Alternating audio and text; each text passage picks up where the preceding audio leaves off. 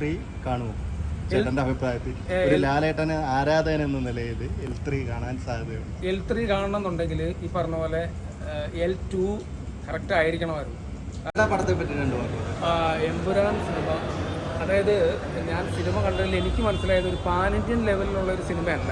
കാരണം മലയാള സിനിമയായിട്ടാണ് എനിക്ക് തോന്നിയത്. കാരണം മലയാളത്തിൽ വലിയൊരു സിനിമയാണ്. പാൻ ഇന്ത്യൻ ലെവലിലേക്ക് പോകണമെന്നുണ്ടെങ്കിൽ പറഞ്ഞ പോലെ ഒരു പാൻ ഇന്ത്യയിലുള്ള നടന്മാരെ കൂടുതലായിട്ട് ആഡ് ചെയ്തിട്ട് അതുപോലെ അത്രയും ഹെവി ആയിട്ടുള്ള സിനിമ എടുക്കണം. ഒരുപാട് ബഡ്ജറ്റ് ഇതിന് ഉണ്ടെന്ന് മാത്രമേ ഉള്ളൂ. സിനിമ അത്ര വലിയ ഹൈപ്പിലേക്ക് പറഞ്ഞ പോലെ വളർന്നിട്ടില്ലെന്നുള്ളതാണ്. എനിക്കൊന്ന് ഇതിലും ബെറ്ററായിട്ട് വന്ന സിനിമ ലൂസിഫർ എന്നാണ് എൻ്റെ വിശ്വാസം. കാരണം പൃഥ്വിരാജ് എന്ന ഡയറക്ടർ ചെയ്ത സിനിമയിൽ ലൂസിഫർ അടിപൊളി സിനിമയാണ്. ഈ സിനിമ കൊള്ളില്ലെന്നല്ല ഞാൻ പറയുന്നത്, പക്ഷേ ഇത് പറഞ്ഞ ഹൈപ്പിനൊത്ത് സിനിമ വളർന്നില്ല എന്നുള്ളതാണ്. അത്രയും പ്രതീക്ഷയോടെ നമ്മൾ തിയേറ്ററിലേക്ക് വരുമ്പോൾ നിരാശ കിട്ടുന്ന ഒരു അവസ്ഥയിലേക്ക് പോവുകയാണ്. എന്ന് സിനിമ കൊള്ളില്ല അല്ലെങ്കിൽ പ്രേക്ഷകർ വരില്ലെന്നല്ല, സിനിമ വിജയിക്കുകയും ചെയ്യും, പ്രേക്ഷകർ വരികയും ചെയ്യും. പക്ഷെ ഒരുപാട് പ്രതീക്ഷ വച്ചിട്ട് വരാൻ പറ്റില്ല. വലിയ പാൻ്റെ സിനിമയാണ്, വേൾഡ് മൂവിയാണെന്നൊന്നും പറഞ്ഞുകൊണ്ട് നമുക്ക് തിയേറ്ററിലേക്ക് വരാൻ പറ്റുന്ന ഒരു അവസ്ഥയിലില്ല. പക്ഷേ ലാലേട്ടനെ സംബന്ധിച്ചിടത്തോളം ലാലേട്ടൻ്റെ കരിയറിൽ ഈ അടുത്ത് വന്നൊരു നല്ല സിനിമയായിട്ടാണ് എനിക്ക് തോന്നിയത്. പൃഥ്വിരാജിൻ്റെ ഡയറക്ഷൻ അടിപൊളിയാണ്. പിന്നെ ലാലേട്ടനിലേക്ക് ഒരുപാട് ക്ലോസ് ഷോട്ടുകൾ ചെല്ലുന്നതായിട്ട് എനിക്ക് ഫീൽ ചെയ്തിട്ടുണ്ട്. കാരണം അത്രയും ക്ലോസ് വെക്കേണ്ട ഒരു പ്രായപരിധി കഴിഞ്ഞു. കാരണം അത് നമുക്കത് മനസ്സിലാവുന്നുണ്ട്. പ്രേക്ഷകർക്ക് ഇത് കൂടുതലായിട്ട് മനസ്സിലാവുന്നതിൻ്റെ കാരണം എന്താണ്?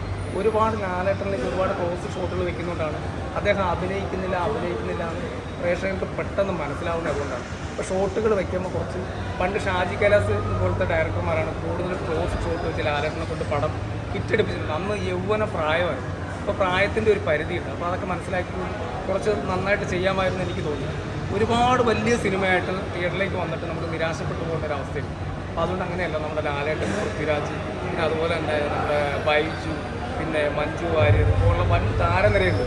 അവർക്കൊക്കെ അഭിനയിക്കാനുള്ള സ്പേസ് കുറഞ്ഞതായിട്ടാണ് എനിക്ക് ഫീൽ ചെയ്തത്. കാരണം ഒരുപാട് ഹോളിവുഡ് നടന്മാരൊക്കെ, ഇംഗ്ലീഷ് നടന്മാരൊക്കെ വന്നിട്ടുണ്ട്. പക്ഷെ അത്രയും വലിയൊരു ക്യാൻവാസിൽ പോകേണ്ട സിനിമയായിട്ട് എനിക്ക് തോന്നിയില്ല.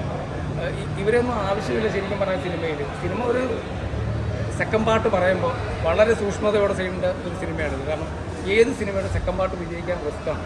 അപ്പോൾ ആദ്യ സിനിമയിൽ നിന്ന് രണ്ടാം ഇതിലേക്ക് പോകുമ്പോഴത്തേക്കും നമുക്ക് ഈ സിനിമയുടെ ആദ്യത്തെ കഥയായിട്ട് യാതൊരു ബന്ധപ്പെടുത്താതെ വേറെ ഒരു പാറ്റേണിൽ പോയി നിന്നിട്ട് അവിടെ ക്ലൈമാക്സിലായിരിക്കണം ഈ സാധനം പൊളിച്ചു പോകേണ്ടത്. അങ്ങനെ പൊളിക്കുമ്പോഴാണ് സിനിമകൾ വിജയിക്കാൻ സാധിക്കും.